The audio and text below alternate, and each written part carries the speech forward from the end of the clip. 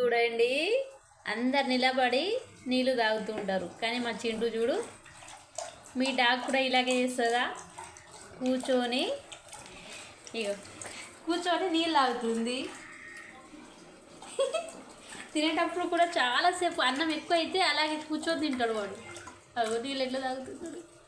ఎట్లా తాగుతున్నావు నువ్వు? మీ డాగ్ కూడా ఇట్లనే తాగుతుందండి?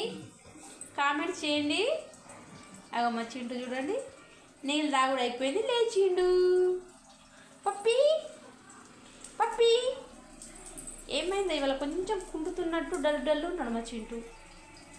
ఏమైంది మమ్మీ? ఓయమ్మో కూలగడ్డది.